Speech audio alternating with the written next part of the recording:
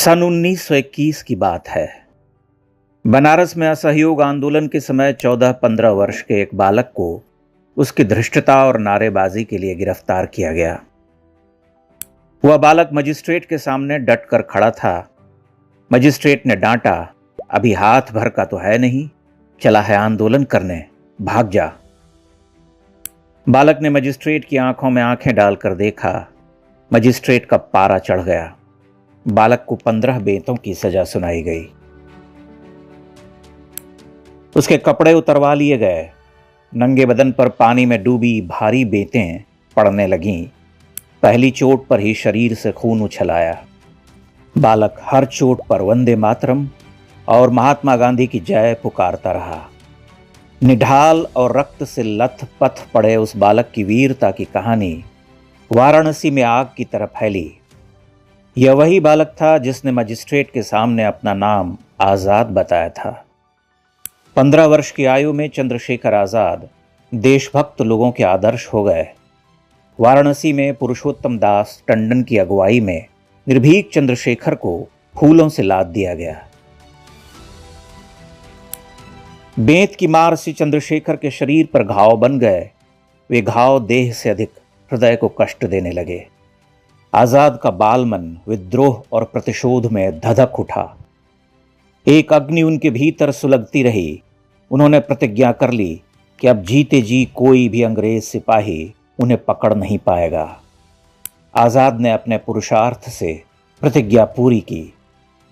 जीते जी कोई पुलिस वाला उन्हें छू तक न सका। भाग जा कहने वाले मजिस्ट्रेट की पूरी फौज 7-8 वर्षों तक आजाद के पीछे भागती रही और वह उन्हें हवा की तरह छू छू कर गुजरते रहे।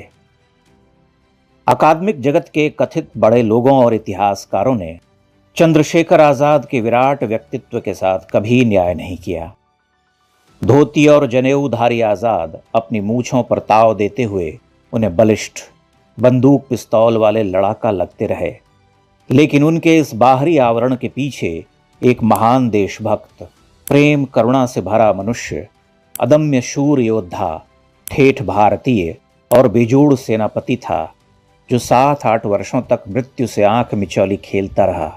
अंग्रेजी हुकूमत के लिए सबसे बड़ी चुनौती बनकर अड़ा रहा, खम ठोंक कर उन्हें ललकारता रहा। आजाद ने दर्जनों बार पुलिस को आश्चर्यजनक रूप से चकमा दिया। वह कहते थे कि किसी भी शहर की हवा मुझे संकेत करने लगती है, तब मैं उस शहर को छोड़ देता हूं। अंतः प्रज्ञा से चालित उनका मन बहुत कुछ कहता था। लगभग सभी साथी क्रांतिकारियों का कहना था कि उनके चेहरे पर चेचक के दाग थे, लेकिन आंखें असाधारण रूप से चमकदार और तेज थीं। आजाद एक विकट दरिद्र घर में जन्मे थे। पिता सीताराम तिवारी झाबुआ जिले के एक देहात भाबरा में बागों की रखवाली करते थे। घर में 2 वक्त का भोजन भी कठिनाई से पूरा पड़ता। कठोर अनुशासन में पले बढ़े आजाद 10 वर्ष की आयु में पिता की फटकार और मार खाकर घर से भाग खड़े हुए। मुंबई की खाक छानने और मजूरी करने के बाद भटकते हुए वाराणसी पहुंचे। वहां कुछ समय तक संस्कृत का अध्ययन किया। वाराणसी में ही स्वतंत्रता आंदोलन से जुड़े 17-18 वर्ष की आयु में उनका जोश और पागलपन देखकर अमर बलिदानी राम प्रसाद बिस्मिल उन्हें पारा या क्विक सिल्वर कहा करते थे। तब बड़े क्रांतिकारियों का मानना था कि पुलिस की धरपकड़ होने पर आजाद सबसे पहले धरे जाएंगे, लेकिन आजाद ने सबको गलत सिद्ध कर दिया। काकोरी ट्रेन एक्शन के बाद बड़े क्रांतिकारी पकड़े गए। बिस्मिल, लाहिड़ी, रोशन सिंह और अशफाक उल्ला को फांसी हुई, अन्य को जेल। आजाद बचकर निकल गए। यहां से उनकी नई यात्रा का आरंभ हुआ। कम लोग जानते हैं कि अंग्रेजी में अत्यंत कमजोर आजाद हिंदुस्तान सोशलिस्ट रिपब्लिकन एसोसिएशन के सर्वे सर्वा थे। संगठन का कोई भी पर्चा या पत्र आजाद की सहमति के बिना सार्वजनिक नहीं किया जाता था।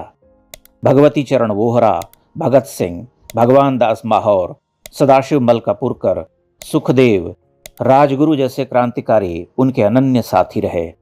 समय के साथ ये सभी देश के लिए न्योछावर हो गए या पकड़े गए। आजाद को कोई पुलिस वाला कभी छू न सका। वे कभी हरिशंकर ब्रह्मचारी तो कभी नौकर और मैकेनिक बनकर उन्हें छकाते रहे। उन दिनों में आजाद को पुलिस पागलों की तरह खोज रही थी। आजाद को आमतौर पर कठोर हृदय का मनुष्य घोषित कर दिया गया, लेकिन साथी क्रांतिकारियों ने उन्हें याद करते हुए प्रेम, दया और करुणा से भरा हुआ मनुष्य कहा था, जिसके लिए देश की स्वतंत्रता का उद्देश्य सर्वोपरि था। वे अपने गरीब बूढ़े माता पिता के प्रति प्रेम से भरे हुए थे, किंतु पार्टी फंड से 5 कौड़ी भी घर भेजना उन्हें स्वीकार नहीं था। अकेले में अपने मित्र विश्वनाथ वैशंपायन से कहते कि जब मैं न रहूं तब मेरे घर जाना बच्चन। आजाद की मां उनके वियोग में रो रो कर अपनी एक आंख गंवा बैठी। एक हाथ की मध्यमा और अनामिका अंगुली बांधकर पुत्र की प्रतीक्षा करती रही। पुत्र एक बार घर आया था, तब मां पिता के साथ कुछ समय बिताकर आजाद अपने कर्म क्षेत्र में लौट आए थे। तब वृद्धा नहीं जानती थी कि इस बार चंदू लौट कर आने के लिए नहीं गया है। 1929-30 तक आजाद के सभी क्रांतिकारी साथी पकड़े जा चुके थे। भगत सिंह की सजा ने उन्हें विकल कर दिया था। वे उन्हें जेल से छुड़ाना चाहते थे। योजना बन चुकी थी, लेकिन भगत सिंह ने ही अस्वीकार कर दिया। आजाद टूट गए। बम बनाते हुए विस्फोट में भगवती चरण वोहरा की मृत्यु ने उन्हें पहले ही बहुत आघात दिया था, किंतु आजाद एक अपराजेय योद्धा थे। भगवान दास माहौर ने कहा था कि उन्होंने आजाद की आंखों में केवल 3 बार आंसू देखे थे। पहली बार तब जब भगवती चरण वोहरा की बम विस्फोट में मृत्यु हुई, दूसरी बार तब जब भगत सिंह को सजा की घोषणा हुई, और तीसरी बार तब जब उनके अधिकांश साथी पकड़े जा चुके थे। वे देख रहे थे कि अकेले पड़ रहे हैं, परंतु हारना उन्होंने नहीं सीखा था। उनके पास बर्मा जाकर रहने और शक्ति संगठित करने के कई अवसर आए, पर आजाद को देश छोड़ना स्वीकार नहीं था। वे झांसी, आगरा, ग्वालियर, कानपुर, प्रयाग जैसे शहरों में छुपते रहे। एक बार भगत सिंह ने उनके मोटे तगड़े शरीर पर हंसकर व्यंग्य किया था कि पंडित जी, आपके लिए 2 रस्सों की जरूरत होगी, एक आपकी गर्दन के लिए और दूसरा आपके भारी भरकम पेट के लिए। आजाद ने कहा था कि यह रस्सा फस्सा तुम लोगों के लिए है, मेरे पास यह बमतुल बुखारा है, यानी उनकी पिस्तौल। 15 गोलियां पुलिस पर दागूंगा और 16वीं से अपनी कनपट्टी उड़ा लूंगा। आजाद ने अपना वचन निभाया था। आजाद और साथी कई बार धन संग्रह के लिए डाके डालते थे, लेकिन कई ऐसे मौके भी आए जब डाका डालने गए आजाद ने सामान्य जनों के जान माल की हानि की आशंका से मिशन टाल दिया। धन के अभाव में भोजन तक के लाले पड़ जाते थे, परंतु हर अभियान पर जाते हुए आम जनों की हानि का गंभीर आकलन किया जाता था। चंद्रशेखर आजाद जब लाला लाजपत राय के हत्यारे सैंडर्स को गोली मार कर भाग रहे भगत सिंह की सुरक्षा दीवार बनकर खड़े थे, तब उन्होंने भगत सिंह का पीछा कर रहे पुलिस वाले चानन सिंह को धमका कर भगाने की कोशिश की थी। वे उसे गोली नहीं मारना चाहते थे, लेकिन जब चानन सिंह भगत सिंह के बिल्कुल पास पहुंच गया, तब आजाद ने माउजर का घोड़ा दबा दिया। उनके अचूक निशाने से चानन सिंह ढेर हो गया। वे भगत सिंह और राजगुरु के साथ भाग निकले। बाद में वे पछतावा करते कि चानन सिंह को गोली मारनी पड़ी। 27 फरवरी 1931 के दिन अल्फ्रेड पार्क में 3 दिशा से घेर कर खड़े पुलिस वाले उन पर गोलियां बरसा रहे थे और वे अकेले लोहा ले रहे थे।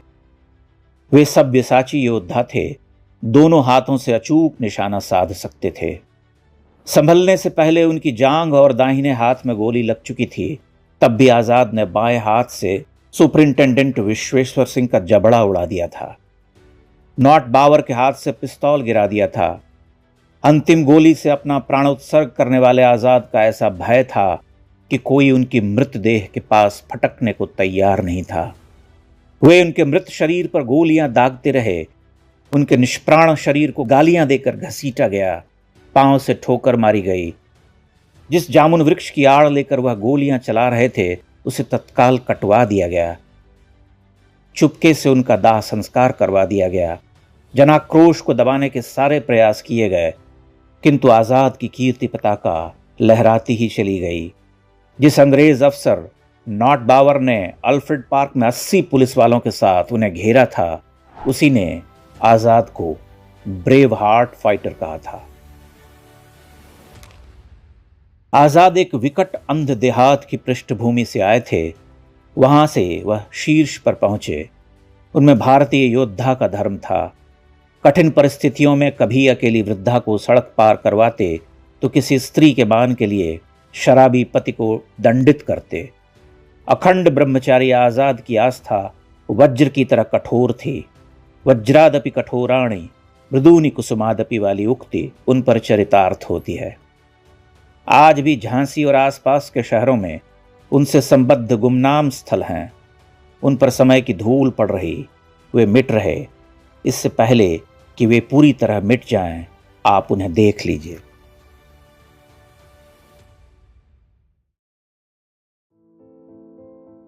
झांसी अमर बलिदानी आजाद की कर्मस्थली रही।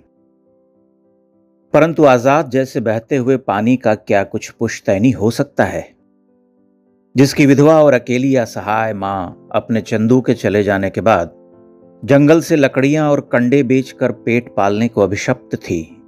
उसके लिए पुश्तैनी शब्द अर्थहीन ही है। परंतु कुछ चिन्ह अवश्य रह जाते हैं। प्रिय कवि की पंक्तियां याद आती हैं चिन्ह शेष केवल संबल जिनसे लहराया था कानन।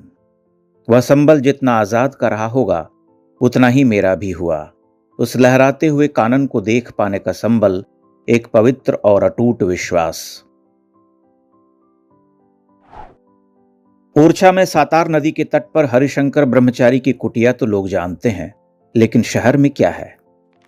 झांसी तो आजाद के प्रिय साथी भगवान दास माहौर, सदाशिव मलकापुरकर, मास्टर रुद्र नारायण, विश्वनाथ वैशंपायन जैसों का भी शहर रहा है।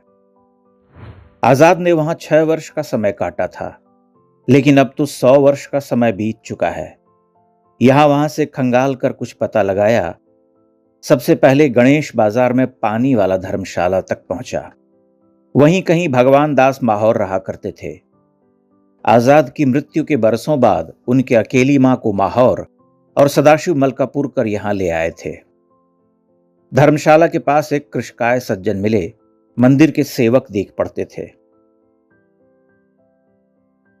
मैंने कुछ संकोच के साथ ही उनसे पूछा कि यहां आजाद के प्रिय साथी भगवान दास रहा करते थे।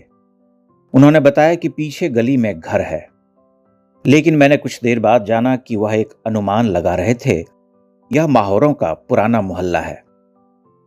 निश्चय ही वे सब एक परिवार से जुड़े रहे होंगे, किंतु भगवान दास माहौर के घर का पता नहीं मिला। गली में भटकते हुए 2-4 पुराने दुकानदारों से पूछने लगा। पुराने दुकानदार गूगल के पितामह हुआ करते हैं। उनकी दृष्टि धुंधली पड़ने लगती है, स्मृति दुर्बल हो जाती है, परंतु नष्ट नहीं होते। उनमें से एक सज्जन मुझसे प्रश्न करने लगे, कहां से आए हैं, क्या करते हैं? मैंने अपना मंतव्य बताया। वह अपनी दुकान खुली छोड़कर बाहर निकल आए। आगे आगे चले, मैं उनके पीछे। गणेश बाजार की पुरानी गलियों में अब पुराना कम बचा है, पर सभी भवनों पर आधुनिकता का भौंडापन नहीं छाया है। कुछ भवनों पर समय ठहर गया है। आसपास के आमूलचूल परिवर्तन के बीच वे टाइम ट्रैवल करते हुए पीछे को जाते हैं। उन्हीं चंद घरों को अभिभूत होकर देखता हुआ मैं बढ़ रहा था। एक सफेद रंग से पुते पुराने घर के पास मुझे रोका गया। दुकानदार ने कहा, यही है, आप देख लो। वह वहां से लौट गए, मैं ठहर गया। दुमंजिला घर था। ऊपर की मुंडेर पर कुछ कमरे बंद पड़े थे। नीचे एक कमरे का दरवाजा न जाने कब से जड़ित था। विस्मृति के धूल कण बिखरे हुए थे, बिसरा दिए जाने का शोक। उस पर लटका हुआ ताला कहता कि शायद आखिरी बार स्वयं भगवान दास माहौर ने ही उसे लगाया था। मैं जानता हूं वह केवल मेरा निजी भावोद्रेक रहा होगा, मेरा स्वप्नदर्शी कल्पनाशील मन, लेकिन यह भी एक सत्य है कि उसकी काया से न्यूनतम छेड़छाड़ की गई थी। वह लगभग यथारूप रह गया था। ऐसा लगता मानो उसे छूने वाले हाथ अब कवलित हो चुके हैं। मेरी आंखों के सामने कितने ही दृश्य चल पड़े। कुछ ही देर के बाद मैं भूत और वर्तमान की इस यात्रा से मुक्त हुआ। मेरे कदम देहरी की ओर बढ़े। बाहर किसी की चप्पल रखी हुई थी। लोहे का गेट खुला था। लकड़ी का नया दरवाजा बंद पड़ा था। मैंने उसे खटखटाया। एक स्त्री ने कपाट खोले। विस्मय से पूछा, कहिए। अब कहने के लिए भूमिका आवश्यक थी। मैंने कम से कम कहा। वह बोली, शाम को आइए। मैंने समझाया, दूर से आया हूं, बाहर से ही एक दो छाया चित्र लेना चाहता हूं। उन्होंने पति से फोन पर बात की। मैंने छाया चित्र लिए। जब कपाट खुले थे तब कमरे के भीतरी हिस्से से ऊपर को जाती हुई एक पुरानी सीढ़ी उभर आई थी। मैं अतृप्त रह गया। एक कचोट हुई। क्या थी वह कचोट? अनुभव करना चाहता था उस आभ्यंतर को जहां कभी दिव्यात्मा क्रांतिकारी की देह गंध बिखर गई होगी। कोई पदचाप जिसे केवल मैं सुन पाता। कोई अट्टहास, यह रस्सा फस्सा तो तुम्हारे गले के लिए है। दो दृढ़ प्रतिज्ञ आंखें उन मुंडेरों पर टिक कर आजाद ने न जाने कितनी ही बार गली में देखा होगा। कितनी योजनाएं बनाई होंगी, कितने स्वप्न बुने होंगे। सब रह गया, मेरी अभिलाषा रह गई। मैं वह सब कहने का साहस न जुटा पाया। कपाट बंद हो गए। मैंने चुपचाप खड़े होकर भवन को देखा, वापस चल पड़ा। इस वक्त मैं जहां खड़ा हूं, ये चंद्रशेखर आजाद के प्रिय मित्र और क्रांतिकारी भगवान दास माहौर का पुश्तैनी घर है।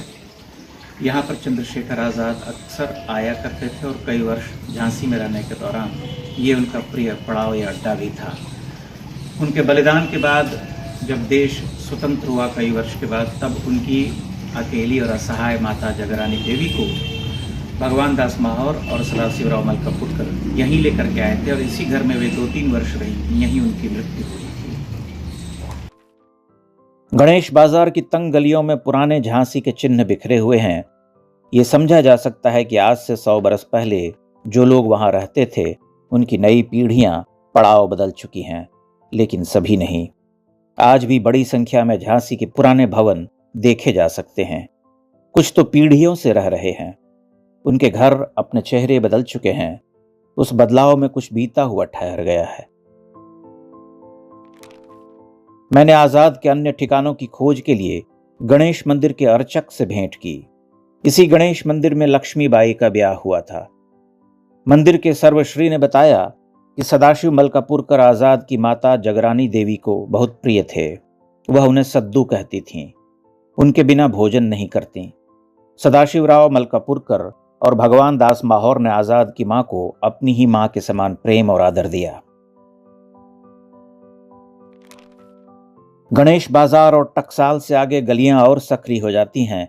एक भीड़ भरा बाजार है। मेरा ई रिक्शा वहीं से गुजर रहा था।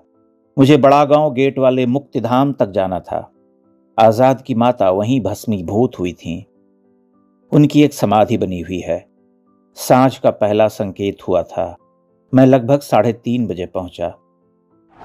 शमशान तरुओं से आच्छादित है। उस समय मुक्तिधाम में कोई नहीं था। मैं एक वितान वीथिका से गुजरता हुआ वहां पहुंचा जहां चिताएं जलती हैं। सब जलाई जा चुकी थीं। निर्धूम प्रांगण में भटकता हुआ मैं जगरानी देवी की समाधि तक पहुंचा। शीशे में बंद एक छोटी सी मूर्ति है। मैंने उस रत्नगर्भा को प्रणाम किया।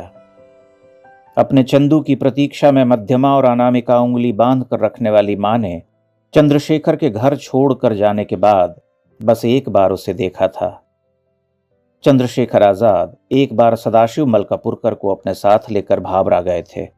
तब पुलिस उन्हें दिन रात खोज रही थी, लेकिन आजाद आजाद थे। वे दर्जनों बार पुलिस के सामने से उनसे बतियाते, उन्हें छकाते हुए हवा की तरह बह गए थे। भाभरा की वह उनकी अंतिम यात्रा थी। इस बार चंद्रशेखर लौट आने के लिए नहीं चले थे। अम्मा और दादा के आंसुओं को समेटे आजाद ने खुद को वज्र की तरह कठोर बनाया था। कई बरस बाद उस दुखियारी स्त्री को पास पड़ोस की स्त्रियों ने चिढ़ाया था कि तुम्हारा चंदू चोर डाकू था। पुलिस ने उसे मार डाला। अनपढ़ मां क्या जानती। 1931 में आजाद के बलिदान के कुछ वर्ष बाद जगरानी देवी विधवा हो चुकी थीं। जंगल से लकड़ियां और कंडे चुनकर लाती उन्हें बेचकर जैसे तैसे 2 रोटी खाती। आंसुओं से रुद्ध कंठ कभी जब खुलता तो वह अपनी प्यास बुझा लेती। स्वतंत्रता प्राप्ति के बाद आजाद के 2 साथी उन्हें झांसी ले आए। 1951 में उनकी मृत्यु हो गई। झांसी से आजाद की यादें जा रहीं। मैंने स्पष्टतः उन यादों को विदा होते देखा। भगवान दास माहौर का वह पुश्तैनी घर बिक चुका है या किराए पर है, नहीं जानता। वह दीर्घायु नहीं है, न जाने कब मिट जाएगा, कोई नहीं जानता। घर और स्थल शेष हो जाते हैं। कितने ही अगणित वीरों के स्मृति चिन्ह नहीं मिलते, बस कहानियां रह जाती हैं। आजाद भी कहानियों में रह जाएंगे। चिंता यही है कि हम उन्हें उन कहानियों में भी बचाए रख सकेंगे।